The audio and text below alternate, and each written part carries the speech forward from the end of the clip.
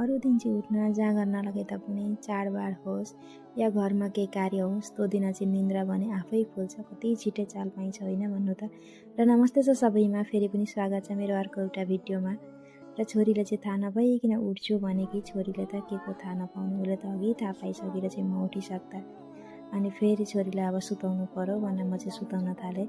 छोरीलाई चाहिँ सुताइवरी म चाहिँ आएँ यता घर झाडु मार्नु पर्यो भनेर। मम्मी पनि किचनमा अब सग्रातीको दिन थियो, के त बनाइराख्नु भएको थियो। अनि फटाफट झाडु मारिसकेर म चाहिँ गइरहेछ अब किचनमा। त म चाहिँ किचनमा एन्ट्री मारिसकेर छु कि मम्मी चाहिँ के बनाउँदै हुनुहुँदो रहेछ भनेर हेरेँ कि मम्मी चाहिँ बनाउँदै हुनुहुँदो रहेछ सेलरोटी, गरमा गरम सेलरोटी। यता चाहिँ दिदी पनि रेडी भइसकेर चाहिँ उसको पनि जानु टाइम हुँदै थियो। अनि मम्मीले चाहिँ खानको लागि भनेर त पिठा लड्डुहरू निकालिसक्नु भएको छ। अनि म चाहिँ आएँ पछाडिएर यता चुल्हामा तिलको यो खोस्टाले। हजुरहरूले चाहिँ के भन्नुहुन्छ यसलाई? मैले चाहिँ आगो जला, आजको दिन चाहिँ यसको आगो ताप्नु अरे नि त। अनि डेडी पनि नास्ता गर्दै हुनुहुन्छ। र हाम्रो घरमा चाहिँ अहिले सबै केटाकेटीहरू भेला भएका छन् नि त। दादाहरू दिदी भेटाएर मेरो छोरीको चाहिँ उत्पात मार्नु न हो चाहिँ। यता चाहिँ दिदी र दिदी पनि जानुभयो। डेडीहरू जाँदा मेरो छोरीको चाहिँ रोएर हालत के भन्नु, छोइन रोएको रोइ चाहिँ ऊ पनि सँगै जान्छु भनेर। केटाकेटीहरूले पनि यसरी रुँदा यति नराम्रो लाग्छ नि त।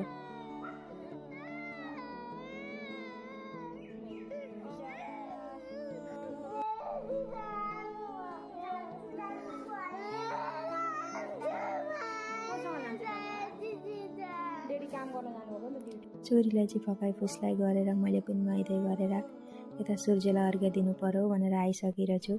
यसो त नदीमा नुहाएर उहीँ अर्घ सर्घ दिनुपर्ने हो नि, तर के गर्नु होइन। अब मन चङ्गा तु कटुरीमा गङ्गा त भन्नु होला नि त। आफ्नो मन शुद्ध त सबैतिर भगवान्। र मैले चाहिँ घरमै नुहाएर यसरी सूर्यलाई अर्घ्यहरू दिएँ। अनि आएँ म पनि अब आगो ताप्नु पर्यो भनेर। अब पुर्खादेखि मानेर ल्याएको नियमहरू त हामीले पनि मान्नै पर्यो नि, हामीले माने त रहनेछ नि त होइन नियमहरू त। अनि यता चाहिँ मैले आगो तापेँ।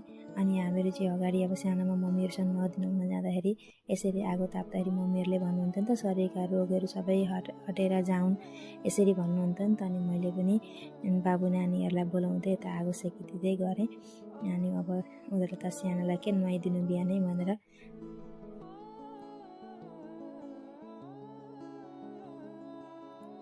मम्मीले पनि नुहाइधुवाइ गर्नुभयो, पूजा गर्नुभयो। यता नातिनीहरूलाई चाहिँ टिको लाउँदै आशीर्वाद दिँदै साथीमा दक्षिणाहरू पनि दिँदै हुनुहुन्छ।